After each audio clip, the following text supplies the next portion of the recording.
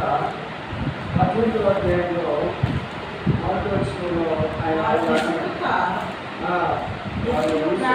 నిత్యము ప్రార్థన చేయించిందో ఆయన వారికి ఈ ఉపమానము చెప్పాడు. అంటే వారు విసుకకుండా నిత్యము ప్రార్థన చేయాలి అని కోరుకుంటున్నాడు.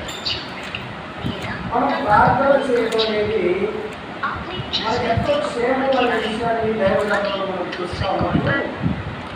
ఈ ప్రార్థన పట్టాయిలా మనకున్న పరిశుద్ధ గ్రంథంలో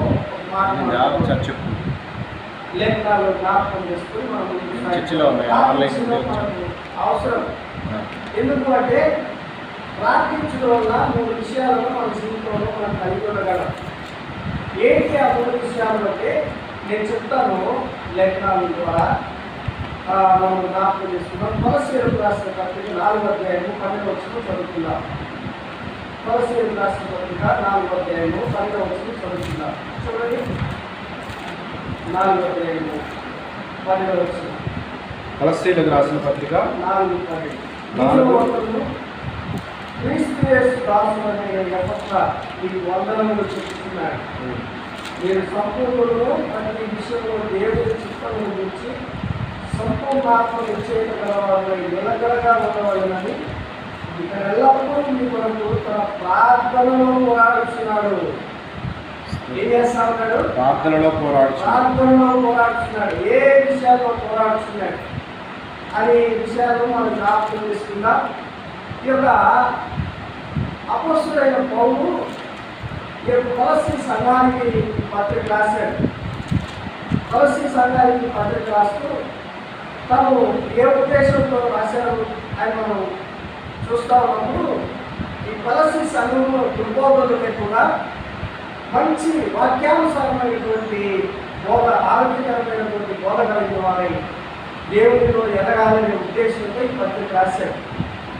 అలాగే ఈ పత్రికను రాస్తూ విశ్వాసులకు విశ్వాస సంబంధమైన జీవితాన్ని బట్టి మనం ప్రభు దగ్గర సమస్తాన్ని పొందుకోగలమనే విషయాన్ని కూడా ఈ పత్రికలో పొందుపరిచాడు. అంటే వారి విశ్వాసము సంపూర్ణంగా లేదు. అలా కూడా విశ్వాస జీవితాలు సంపూర్ణత లేనటువంటి జీవితాలు, విశ్వాస జీవితాలు. అలాంటి విశ్వాస జీవితాలు కలిగినటువంటి వారు ప్రభువులో విశ్వాసంలో స్థిరపడాలనేటువంటి ఉద్దేశంతో దుర్బోధనలను గుర్తించి వాటిని విసర్జించి వాక్యానుసారంగా జీవించాలనేటువంటి ఉద్దేశంతో ఈ పత్రికను రాశాడు కొలస్సీ సంఘానికి. అలాగే కొలస్సీ సంఘానికి ఆ పత్రికను రాస్తా ఉంటే ఈ రాసిన కాలం ఎవరు ఎప్పుడంటే క్రీస్తు జన్మ 60వ సంవత్సరంలో చెరసాలలో ఉండి రాశాడు ఈ పత్రిక. అపోస్తలుడైన పౌలు ఎక్కడ రాశాడు? చెరసాలలో ఉండి ఈ పత్రిక రాశాడు. చెరసాలలో ఉండి ఆ రోమా చెరసాల వాసంలో ఉండి రాసినటువంటి పత్రిక మనం చూస్తాం. దాంట్లో కొన్ని ముఖ్య వచనాలు ఉన్నాయి. ఆ వచనాల గురించి మనం తర్వాత ధ్యానం చేద్దాం. మన అంశం ఏంటంటే ఈ రాత్రికాల సమయంలో మనం ప్రార్థనకు ఇప్పుడు వచ్చాం. ప్రార్థన చేయడం వల్ల, ప్రార్థన ద్వారా మన జీవితాలకు ఏం కలుగుతుంది అనే విషయాన్ని మనం ఆలోచన చేసినట్లయితే దేవుడి పరిశుద్ధ గ్రంథంలో మనం చూస్తూ ఉన్నప్పుడు ఇక్కడ మనం ఒక ఎపఫ్రా అనేటువంటి ఒక వ్యక్తిని మనం జ్ఞాపకం చేస్తున్నప్పుడు ఆ వ్యక్తి గురించిన వివరాలు మనకు కావాలి. ఈ పత్రిక ఎవరు రాశారో మనకు తెలిసింది. ఈ పత్రిక ఎప్పుడు రాశాడో తెలిసింది. ఎందుకు రాశాడో తెలిసింది. విశ్వాసం ఎలా ఉండాలో తెలిసింది. ఎక్కడి నుండి పొందుకోవాలో మనకు తెలిసింది. ఈ విషయాలు ఈ పత్రిక రాసిన గ్రంథకర్త యొక్క ఉద్దేశాలను మనం జ్ఞాపకం చేస్తున్నాం. ఇప్పుడు ఒక వ్యక్తికి రాస్తూ ఉన్నాడు. ఒక వ్యక్తి యొక్క ప్రార్థన మనం చూస్తాము. ఆ వ్యక్తి యొక్క పరిస్థితులు ఎలా ఉన్నాయంటే ఈ ఎపఫ్రా అనేటటువంటి వ్యక్తి ఎంతో ప్రియమైనటువంటి వాడు పౌలు. ఎందుకంటే ఇతడు కూడా చెరసాలలో పౌలుతో కూడా ఉన్నవాడు. చెరసాలలో పౌలుతో కూడా ఉన్నటువంటి వాడుగా ఉన్నాడు. అంత మాత్రమే కాదు, పౌలుతో సహ ఉద్యోగిగా కూడా పనిచేశాడు. పనిచేసినటువంటి వ్యక్తి. అంత మాత్రమే కాదు, ఈ వ్యక్తి ప్రార్థనాపరుడు. ఎలాంటి వాడంట? ప్రార్థనాపరుడు. క్రీస్తు కొరకు కష్టపడ్డాడు, శ్రమ పడ్డాడు. ఏం చేశాడు? క్రీస్తు కొరకు కష్టపడ్డాడు, శ్రమ పడ్డాడు. ఆ కొలస్సీ సంఘం కొరకు, కొలస్సీ సంఘానికి చెందినవాడు. ఆ కొలస్సీ సంఘ స్థాపకుడు. అంటే ఆ సంఘాన్ని కష్టపడి కష్టపడి దేవుని స్వార్థను ప్రకటించి ఆ ధనాన్ని వెచ్చించి సమయాన్ని వెచ్చించి తన కష్టాన్ని వెచ్చించి ఆ సంఘాన్ని స్థిరపరిచాడు. దేవుడే ఎఫ్ఎఫ్ఆర్ ద్వారా తన స్వరక్తి నుంచి సంపాదించిన సంఘాన్ని నిలబెట్టడానికి తన పనిముట్టుగా దేవుడు ఎఫ్ఎఫ్ఆర్ వాడుతున్నాడు అని చెప్పాలి. అలాగైతే ఆ ఎఫ్ఎఫ్రా ఆ యొక్క కొలసి ఆ ప్రాంతానికి చెందినవాడు. ఆ కొలసీలోనే కాదు, ఆయన అనేక ప్రాంతాల్లో కూడా పరిచయం చేశాడు. లౌదకియాలో చేశాడు, ఇరపోలియాలో చేశాడు. ఆసియా ప్రాంతంలో ఉన్నటువంటి కొన్ని గ్రామాల్లో మరి ప్రయాసంలో భారభరితమైనటువంటి సేవ చేసిన వాడు ఈ ఎఫ్ఎఫ్రాని మనం చూస్తా ఉన్నాం. కాబట్టి ఇలాంటి శ్రేష్టమైనటువంటి వాడు అతను మన పౌరులతో కూడా ఖైదీ అయిన వాడు అనే మాట కీర్తన పత్రికలో 1:27 అధ్యాయంలో చూస్తాం. 1వ అధ్యాయం 23 వచనంలో. అలాగే ఆ సంఘ స్థాపకుడని కొలసి 1:7 మనం చూస్తాం. ఇలా కొన్ని ఆధారాలు కదా. ఆ సంఘం వరకు ప్రయాసమైన వాడిని కొలసి రాసిన పత్రిక 4:13 కూడా మనం చూస్తాం. ఇలాగో ఆ వచనాలను మనం జ్ఞాపకం చేసుకుంటూ ధ్యానం చేస్తా ఉన్నప్పుడు ఇప్పుడు ఎఫ్ఎఫ్రా ఎలాంటి వాడుట ప్రియమైనటువంటి వాడు. ఎఫ్ఎఫ్రా దేవుని సంఘం వరకు కష్టపడినటువంటి వాడు, దేవుని సంఘం వరకు ప్రయాసపడినటువంటి వాడు, దేవుని సంఘం వరకు ప్రార్థించినటువంటి వాడు, దేవుని సంఘము స్థాపించినటువంటి వాడు. అంత మాత్రమే కాదు, దేవుని పని నిమిత్తమై చెరసాలకు వెళ్ళి ఉన్నాడు. చాలా ఎన్ని శ్రేష్టమైనటువంటి లక్షణాలు వీళ్ళిద్దరిని మనం చూస్తూ ఉన్నప్పుడు ఆ విషయాలను మనం ఏం చేయాలంటే మనం చదువుకుని వెళ్ళిపోవడానికి కానీ రాయించింది పరిశుద్ధాత్ముడు. అందుకే కొరింథీ పత్రికలు అన్నారు కదా, యుగాంతం మనకి బుద్ధి కలుగుతాయి రాయబడ్డాయి. అంటే మనకి ఏం కలగాలి? బుద్ధి కలగాలి. బుద్ధి అంటే అదేదో తప్పు పదం అనుకుంటారు. తప్పు పదం కాదు. బుద్ధి అంటే జ్ఞానము. అంటే మనకేం కావాలి? జ్ఞానం కలగాలి. జ్ఞానం కలగాలంటే ఏం చేయాలంటే దేవుని లేఖనాలను బట్టి మనం జ్ఞానం తెలుసుకోవాలి. దేవుని లేఖనానుసారంగా మనం నడుచుకోవడానికి, నిలవడానికి, విశ్వాసంలో ముందుకు సాగడానికి మన జీవితాలను మనం ప్రభుకి అప్పగించుకోవాలి అనే విషయాన్ని లేఖనాల ద్వారా మనం చూస్తాం. అలాగైతే ఇక మనము ఈ 3 విషయాలు మనం చూసాం కదా. ఇద్దరు వ్యక్తుల గురించిన ప్రస్తావన, ఈ యొక్క పత్రిక ఎందుకు రాయబడిందో ఆ విషయాన్ని, ఈ 3 విషయాలు మనం జ్ఞాపకం చేసుకుంటాం కదా. మరి అలాగైతే మనము ఇక్కడ చూస్తా ఉన్నప్పుడు ఎవరిలో ఏం చేస్తా ఉన్నాడంట? అతడు ప్రార్థనలో పోరాడుతూ ఉన్నాడు. ఏం చేస్తాడు? ప్రార్థనలో పోరాడతాడు.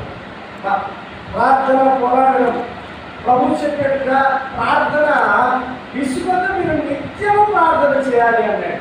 ప్రార్థనలో చేయాలి అంటే ప్రార్థనలో పోరాడుతున్నటువంటి ఎఫ్ఎఫ్రాని మనం చూస్తా ఉన్నప్పుడు ఒక మాట మనం జ్ఞాపకం చేసుకుంటాం. చూడండి, ప్రార్థనలో పోరాడుతున్నాడు.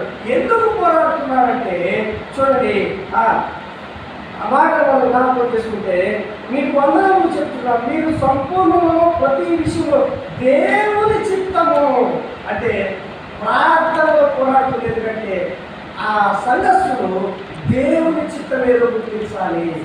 ఈ దినాల్లో దేవుని చిత్తానుసారంగా నడుచుకోవడం చాలా మంది ఆ విషయంలో వెనకబడిపోతూ ఉన్నారు, నేర్చుకోలేకపోతూ ఉన్నారు, ఆలోచించలేకపోతున్నారు, అనుసరించలేకపోతున్నారు. ప్రతి మానవుని యొక్క చిత్తం నెరవేర్చబడతా ఉంది ఈ దినాల్లో మనం చూస్తాం. ఎవరి ఇష్టం వచ్చినట్టు వాళ్ళు వెళ్ళిపోతూ ఉన్నారు. అందుకే ప్రభు చెప్పాడు, కడవరి దినాల్లో అనేకులు అబద్ధికులు బయలుదేరుతారన్నాడు. ఎలాంటి అబద్ధికులు అంటే కొందరు వెలుగులోకి వేషం చేసుకుని వచ్చేవాడు ఉన్నారన్నాడు, వివాహాలు నిషేధించేవాడు అన్నాడు, కడుపే దేవుడుగా భావించేవాడు అన్నాడు. ఇవన్నీ నేను రిఫరెన్స్ చెప్పట్లేదు, కానీ ఆ ఉదాహరణగా వాటిని అన్నింటినీ ముందు ఉంచుతున్నారు, వాటిని మనస్సును ఉంచుతాం. అయితే ఆ వివాహాలను నిషేధించేవాడు, కడుపే దేవుడుగా ఉండేవాడు, కలిపి చెరిపోయిపోడు, మానవులు కల్పించు పద్ధతులను దైవోపదేశములను బోధించేవాడు. అంతమాత్రమే కాదు, గొర్రె చర్మం కప్పుకొని తోడేలు వలె సంఘంలో ప్రవేశించి ఆ సంఘాన్ని హింసించేవారు. వారి యొక్క స్వకార్యాలను నెరవేర్చుకుంటూ కదా. ఇంకొక మాట అంటాడు, భయంకరమైన మాట, వారు విధవరాలను మృంగుదురు. అయ్యో శాస్త్రులారా, పరిశీలారా, మీరు చేయవలసిన వాటిని చేయరు, కానీ మీరు ఒకరిని కలుపుకోవడానికి లోకమంతా చుట్టేసి, అంటే పైకి ఏం కనబడుతుంది అంటే పైకి కార్యాలు కనబడుతున్నాయి. అందుకనే ప్రభు యేసుక్రీస్తు వారు శిష్యులకు ప్రార్థన నేర్పించేటప్పుడు మత్తయి సువార్త 6వ అధ్యాయంలో కొన్ని విషయాలు స్పష్టంగా చెప్పాడు. ఏమని చెప్పాడు చూద్దాం ఒకసారి అన్నమాట. అక్కడ 3 విషయాలు జ్ఞాపకం చేస్తాను. ఇలా చెప్పుకుంటూ పోతే ఎక్కపై ఉంటాయి కాబట్టి మన వర్తమానం క్లుప్తంగా ముగించుకున్నాం. క్లుప్తంగా కొన్ని విషయాలు మనసులో ఎక్కువ మనం చెప్పుకున్నా కూడా వాటిని మనం నిలుపుకోలేవాలి. కాలిపోయినట్టు అవుతాయి. ఒక లిమిటెడ్ టైం ద్వారా కొన్ని విషయాలు శ్రేష్టమైన మాటలు వినడం వల్ల మన హృదయం నెమ్మది చెప్పగలుగుతుందని దానిగా వాటిని తెలియజేస్తాం. మత్తయి సువార్త 6వ అధ్యాయంలో ప్రభువు వారికి శిష్యులు ప్రార్థన చేయడానికి వాటిని ప్రభువుని అడిగితే ప్రభువు వారికి ప్రార్థన చేయడానికి నేర్పిస్తూ ఉన్నాడు. ఏమని నేర్పిస్తా ఉన్నాడు? ఎన్ని విషయాలు చెప్పాడంటే చూడండి, ఇక్కడ 6వ అధ్యాయం 5వ వచనంలో ఒక మాట అన్నాడు, మీరు ప్రార్థన చేయనప్పుడు అంటే మొట్టమొదటి ఏమన్నమాట? వేషధారణ. చాలా మంది జీవితాల్లో వేషధారణ ఈ విషయంలో చాలా మందిని గద్దించి నేనేమయ్యానంటే ఏమయ్యా శత్రువులయ్యా. అంటే దేవుడి వాక్యాన్ని చెప్పడం మన బాధ్యత. దేవుడు మనకు ఏదైతే ఇచ్చారో దాన్ని ఖచ్చితంగా మనం చెప్పాలి, దాన్ని ఖచ్చితంగా మనము చేయాలి. చెప్పి చేయకుండా తప్పే, చేసి చెప్పకుండా తప్పే, రెండు చేయాలి. అందుకే ప్రభువు యేసుక్రీస్తు అపోస్తల కార్యంలో ఆయన మొదట చేయటము చెప్పుటకు ఆరంభించను అనే మాట అపోస్తల కార్యక్రమంలో మనం చూస్తాం. చూడండి ఆ మాట ఆయన అంటాడు అపోస్తల కార్యక్రమంలో ప్రభువు ఏం చేశాడంట? ఆయన మొదటి అధ్యాయము 2వ వచనంలో అంటాడు, తరువాత ఆయన పరములకు చేర్చుకొనబడిన దినము వరకు ఆయన చేయుటకును బోధించుటకును ఆరంభించిన వాటన్నిటిని గురించి మనకు కావాల్సిన ఏంటంటే మాట ఆయన చేయటప్పుడు బోధించడం చెప్పడం, చేయటప్పుడు చెప్పడానికి ఆయన వెళ్తాడు. అన్ని చెప్తూ ఉన్నాడు, చేస్తున్నాడు. నేను చేస్తున్నాను మీరు చెప్పాలి. అందుకే ఆయన అన్నాడు మనము ఆయన అడుగుజాడలను ఉంచి వెళ్ళాడు. నడుచుటకు మనం నడవడానికి ఆయన అడుగుజాడలను ఉంచి వెళ్ళాడు. అలా చెప్పాడు. ఇక్కడేమన్నాడంటే మీరు ప్రార్థన చేయనప్పుడు వేషధారణ ఏంటంటే లోపల ఉంటుంది, బయటికి అంటే మన హృదయంలో ఉన్నటువంటి ఆలోచన వేరు, మన హృదయంలో ఉన్నటువంటి తలపు వేరు, మన హృదయంలో ఉన్నటువంటి ఉద్దేశం వేరు. బయటికి మాత్రము ఎంత ప్రశాంతంగా ఉంటాము, ఎంత ప్రేమగా ఉంటాము, ఎంత హత్తుకునేటటువంటి మాటలు కలుగుతాము. కానీ లోపల చూస్తే మీరు లోపల కుళ్ళిన సమాధి అని వారి నోరు వారి గొంతుగా తెరచిన సమాధి అన్నాడు. ఎక్కడ రోమిలకు రాసిన 3:11 వచనంలో అక్కడ మనం చదువుకుంటా వస్తే కనపడదు. కాబట్టి ఇక్కడ మనం చూస్తా ఉన్నప్పుడు మనిషి జీవితం ఎలా ఉందంటే వేషధారణతో ఉంది. అందుకే ఆనాడే శిష్యులతో చెప్పాడు, మీరు అలా ఉండొద్దు, మీరు నా శిష్యులు, మీరు అలా ఉండొద్దు అని చెప్పాడు. రెండవది ఏం చెప్పాడు చూడండి, రెండవది ఏమని చెప్పాడంటే మనుషులకు కనబడాలని సమాజ మందిరంలో వీధులలో నిలిచి ప్రార్థన చేయుట వారికి ఇష్టము, మీరు వారి ఫలము పొంది ఉన్నారని నిశ్చయంగా మీతో చెప్తున్నాను. వాళ్ళ ఫలం ఇక్కడే ఉంది, వాళ్ళు పొందారు, అయిపోయింది. వాళ్ళు ఎందుకు చేస్తున్నారంటే వాళ్ళ ప్రార్థన అనేకులు వినాలి, వాటిని అనేకులు వినాలి, ఆ ప్రార్థన వినాలి, వాటిని చూడాలి. అబ్బా వాళ్ళని అబ్రహాం ఎంత చక్కగా ప్రార్థన చేశాడు, వాళ్ళ జోదం ఎంత చక్కగా ప్రార్థన చేసింది, వాళ్ళ మేడం ఎంత చక్కగా ప్రార్థన చేసింది. ఇలాగూ ఆ ప్రార్థనలో అబ్బా ఎంత బాగా చేశాడండి ప్రార్థన. వాస్తవానికి ప్రార్థన అనేది ఎవరిని నాదం చేయాలి? మనం దేవుడిని నాదం చేయాలి కదా. మరి ప్రార్థన చేసుకునేటప్పుడు ప్రభు ఏం చెప్పాడు? రహస్యమందున్న నీ తండ్రికి వినపడినట్లు, రహస్యమందున్న నీ తండ్రికి వినపడాలి, నీ తండ్రికి కనపడాలి, నీ తండ్రి ఎదురు పడాలి. నీ హృదయం అనే ఆ తలుపును గడిపెట్టుకొని లోకం వైపు చూడకుండా హృదయపూర్వకంగా ప్రభు వైపు చూడాలని ప్రభు చెప్తాడు. కానీ మనం ఏం చేస్తా ఉన్నామంటే కొన్నిసార్లు మరి కొన్ని జనాలు ఎక్కువగా ఉన్నప్పుడు ఉద్యోగానికి వస్తారు. అప్పుడు నాకు తీరే అవకాశం కాబట్టి నాకు ఇవ్వలేదు వాటిని చెప్పాలి ఇలా అనుకుంటా ఉంటాను. కానీ దేవుడు మనకు అవకాశం ఆయనే ఇస్తాడు. ఆయన ఇచ్చిన దాకా మనం వేచారు. అందుకే ఆగలతో మాట్లాడాడు, నువ్వు వెళ్ళు నీ యజమానురాలి కింద అణిగి మణిగి ఉండు అని చెప్పమన్నాడు. ఆయన బలిష్టమైన చేతుల కింద మిమ్మల్ని అప్పగించుకోండి అన్నాడు. అంటే దేవుని సంఘంలో, దేవుని సన్నిధిలో మనం ఎప్పుడైతే అప్పగించుకొని మరుగై ఉంటామో, మరుగై ఉన్నటువంటి దాన్ని బయటికి తీసుకొస్తాడు. అది ఆయనలో ఉన్నటువంటి ఒక గొప్ప శ్రేష్టత.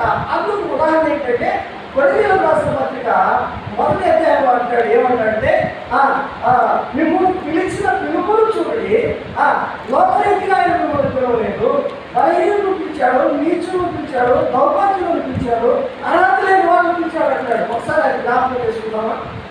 ఒకసారి అది జ్ఞాపకం చేసుకుందాం. కొరింథీయులకు రాసిన మొదటి పత్రికలో పౌలు, అపోస్తలుడైన పౌలు మొదటి అధ్యాయంలోనే అపోస్తలుడైన పౌలు మాట్లాడినటువంటి మాట ఏమంటాడంటే 23వ వచనం. అయితే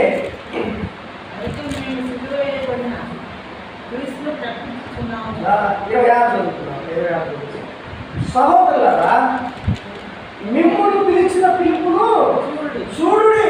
దేవుడు ఎవరిని పిలుస్తున్నాడు, ఎవరిని ఎన్నుకుంటున్నాడు, ఎవరిని నిలబెడుతున్నాడు, ఎవరిని బలపరుస్తున్నాడు అంటే చూడండి, లోకరీతిని జ్ఞానులైనను గనులైనను గొప్ప వంశం వాళ్ళను అనేకులు పిలవబడలేదు. మరి ఎవరు నిలబడ్డారంటే అక్కడ కింద ఇచ్చాడు. ఏమన్నాడు? వెర్రివారిని అన్నాడు, వెర్రివారిని అన్నాడు, తర్వాత బలహీనులను అన్నాడు, ఆ తర్వాత ఎన్నిక లేని వారిని అన్నాడు, తర్వాత నీచమైన వారిని అన్నాడు, తృణీకరించబడిన వారిని అన్నాడు, ఎన్నిక లేని వారిని అన్నాడు. చూసారా ఎంతమంది? వీళ్ళందరూ అర్హత లేని వాళ్ళే. అంటే మాకు అర్హత ఉంది, నేను చేస్తాను, చేసేది నాకు ఇవ్వట్లేదని మనం బాధపడకూడదు. ఎప్పుడు మన అర్హత లేని మనలను అర్హులుగా చేసి వాడుకునేవాడు మన ప్రభువుగా యేసుక్రీస్తు. కాబట్టి మనము అలిగిమణిగి తగ్గించుకొని సంఘంలో మనము ప్రభువుకి మాత్రమే చూడాలి, ప్రభువుకి మాత్రమే ప్రార్థన చేయాలి. ఎవరో వినాలి, ఎవరో వింటే మనకు వచ్చే ప్రయోజనం ఏమి, ఆ ఫలం అక్కడే ఆగిపోతుంది. ప్రజల వరకు వారు వినాలని చేసిన, వారు చూడాలని చేసిన, అలాగే ధర్మం గురించి కూడా అదే చెప్పాడు పైన 10 మందికి కనబడాలని కొట్టు కారు వేసి కూడా అంటే ఆ కారు వేసి దాన్ని మాదిరిగా ప్రభు ఆ పేదల వివరాలు ఎందుకు తీసుకొచ్చాడంటే, అయ్యా దేవుని పరిచయం కొరకు ఆమె సమర్పణ చూడండి అని చెప్పడానికి మీరు తీసుకొచ్చాడు. కానీ మీరు ఇంటేస్తున్నామని గొప్ప కోసం ఇచ్చేట్టుగా చేయమని కాదు అక్కడ ఉద్దేశం. అంటే కొన్ని విషయాలు మనం ఆలోచన చేస్తాం. మనకు కొన్ని సంఘాల్లో చదువుకు జరిగినట్టు చదువుతారు, దేవుడికి ఇచ్చారట చదువు, దేవునికే చందా ఇచ్చారనుకో, దేవుడు భూమి ఆకాశంలో ఆయనని అంత సమస్తం ఆయనది, ఆయనకి మనం చందా ఇచ్చేవాళ్ళం. చందా ఇవ్వడం అంటే అసలు అర్థమవుతుందా? వాళ్ళ వాళ్ళు దేవుడికి 100 రూపాయలు చందా ఇచ్చారు, దేవుడికి చందా ఇచ్చేది కృతజ్ఞత కానుక. ఆయన అన్నాడు, కృషి గారు, నీవు మోసే నువ్వు కనపరుచుకొని కానుకను అది లేదు. అంటే అది ఒక విధి, ఒక క్రమం, ఒక నీతి ప్రభు నేర్పిస్తున్నటువంటి విధానం. సరే సమయం అయిపోతుంది, నేను ముందు పెడతాను. ఆ తర్వాత ఏమంటున్నాడు? రెండవది ఏంటి? మనుషులు కనబడాలని ఒకటి వేషధారణ వద్దు, రెండవది మనుషులు కనబడాలని వద్దు, మూడవది ఏమంటున్నాడంటే చూడండి ఆ మాటతో మనం చూస్తా ఉన్నప్పుడు అన్ని జనుల వలె వ్యర్థమైన మాటలు వచ్చింపవద్దు, విస్తరించి మాట్లాడటం వలన. ఇప్పుడు రెండే చెప్తున్నాడు, మీ సంభాషణ ఏముండాలంటే ప్రభు చిత్తం ఉండాలి, వ్యర్థమైన. అందుకే ఇప్పుడు అపవాదాలు గుర్తు చేస్తా ఉన్నాడు. చిత్తం, దేవుని చిత్తాన్ని ఎప్పుడైతే ప్రార్థనలో ఇప్పుడు ఏమంటున్నాడు?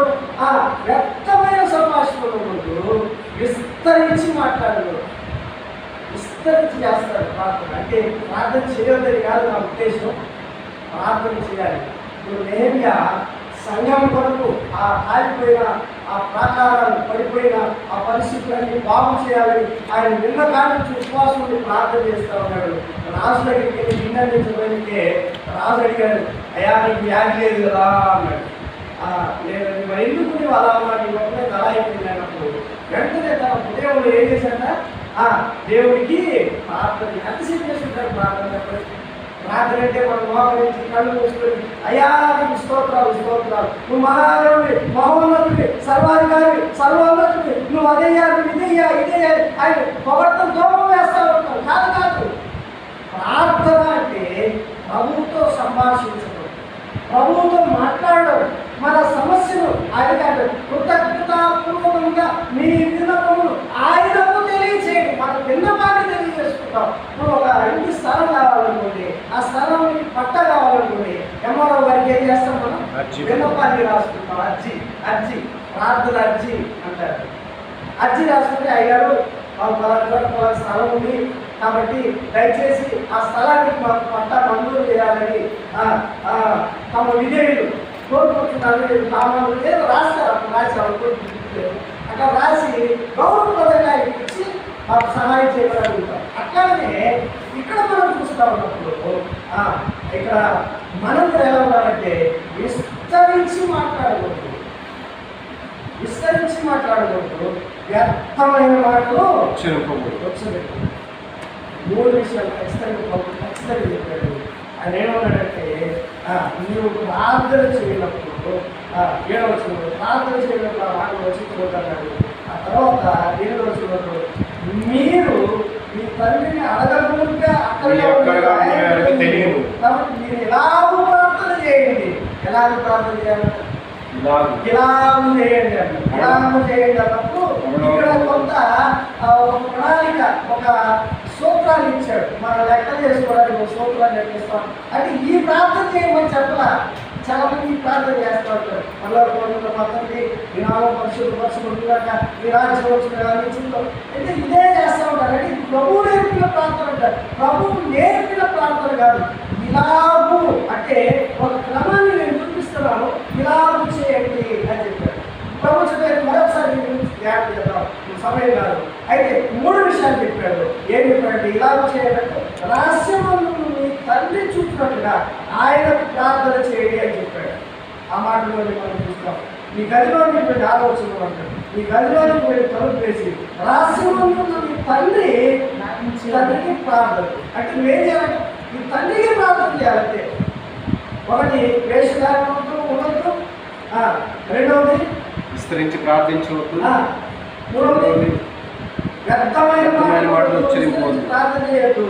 అలాగే మనుషులు చూడాలని చెప్పి మనుషులు చూడాలని చేయకూడదు. ఒకటి వేషధారణతో, రెండవది మనుషులు చూడాలని చెప్పి వరకు ప్రార్థన చేయకూడదు.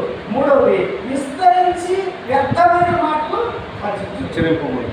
కాబట్టి 3 విషయాలు మనం ప్రార్థనలో ఉండాలి. దేవుడు వినేటట్టు మనం చేయాలి. అయితే ఎవరు ఏం చేస్తామంటే ప్రార్థనలో పోరాడుతూ ఉన్నాడు. ఏమని పోరాడుతూ ఉన్నాడు? ఎందుకు పోరాడుతున్నాడు? దేవుడి చిత్తాన్ని ఇక్కడ మనం చూస్తాం. ఏంటి దేవుడి చిత్తం? ఆయన వినేటట్టుగా చేయటమే. ఇంకొక విషయాన్ని దేవుడి చిత్తం ఏంటి అంటే ఆ మాట విషయాలను బైబిల్ గ్రంథంలో మనం చూస్తున్నాం కదా.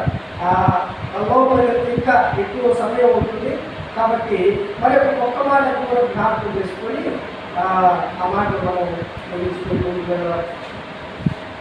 వేదికల గ్రంథంలో ఒక మాట ఉన్నాడు. ఏమన్నాడంటే 18:32 అంటాడు, మరణము ముందు వాడు మరణం ముందు బట్టి నేను సంతోషించువాడను.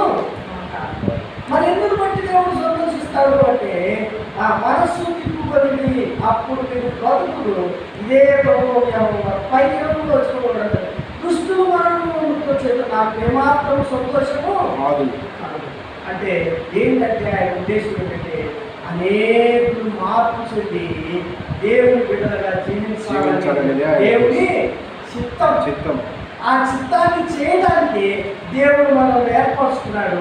ఆ చిత్తం జరగాలంటే దేవుని యొక్క చిత్తాన్ని గ్రహించి ఆ ప్రకారంగా మనం నడవాలి అంటే మనం ప్రార్థన చేయాలి. మరి ఆ ప్రార్థన వరకు 90 యేసుక్రీస్తు మనకు మాదిరిగా ఉన్నాడా లేదా? ఎక్కడ ఉన్నాడు? ఏ విషయంలో ఉన్నాడు చెప్పండి? ఎక్కడ అంటే ప్రార్థన విషయంలో అన్ని విషయాల్లో ఉన్నాడు. ఏ సందర్భంలో ఉన్నాడు? ప్రార్థనలో మనకు మాదిరిగా దేవుని చిత్తాన్ని గుర్తించి దేవుని చిత్తం జరగడానికి తను అప్పగించుకున్న సందర్భం ఎక్కడ? కదా.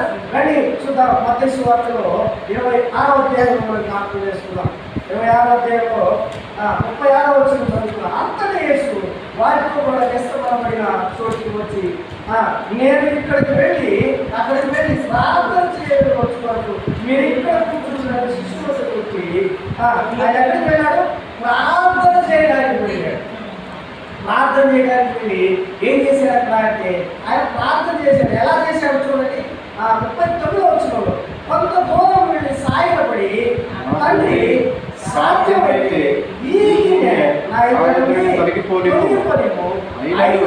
నా ఇష్ట ప్రకారం కాదు నీ ఇష్ట ప్రకారమే కానిమ్మని ప్రార్థించేశారా. ఇక్కడ ప్రభు యేసుక్రీస్తు వారు ప్రార్థన చేస్తామన్నాడు. దేని కొరకు ప్రార్థన చేస్తామంటే దేవుని చిత్త ప్రకారంగా జరిగించాలని ప్రార్థన చేస్తాం. ఇప్పుడు దేవుని చిత్త ప్రకారంగా జరగాలంటే ప్రభు యేసుక్రీస్తు వారు ఎన్ని ఎదుర్కోవాలి? చాలా ఎదుర్కోవాలి. అవమానాలు ఎదుర్కోవాలి, పిడుగుతులు ఎదుర్కోవాలి, కొడాలు ఎదుర్కోవాలి.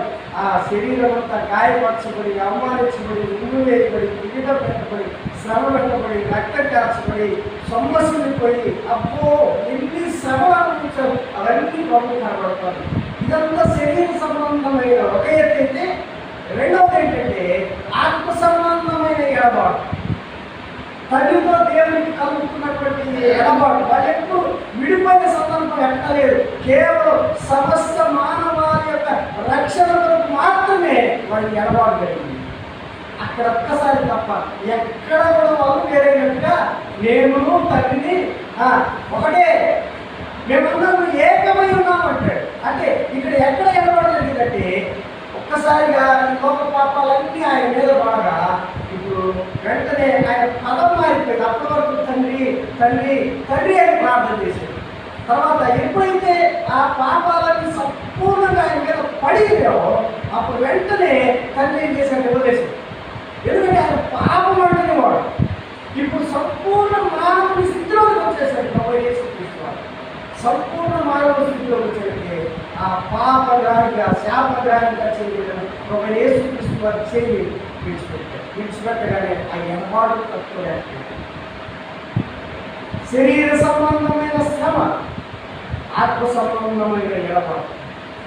ఇది దేవుని చిత్తం అని చెప్పి ప్రభు గుర్తెరిగి ప్రార్థనలో పాల్పడ్డాడు. ఎంత గొప్ప విషయం కదా. అందుకే ఇక్కడ మనం చూసినప్పుడు అన్నాడు ఏమంటే తండ్రి తండ్రి నా చేయాలా విడిచినప్పుడు దేవుడు చేయించిన సందర్భాన్ని ప్రభు జ్ఞాపకం అయ్యా నా చెయ్యదు తండ్రి అంటున్నాడు. అంటే ఇప్పుడు దేవాదేవ అంటున్నాడు క్షమించింది తండ్రి దేవాదేవ నా చేయాలా విడిచి అంటే ఇప్పుడు ఆయన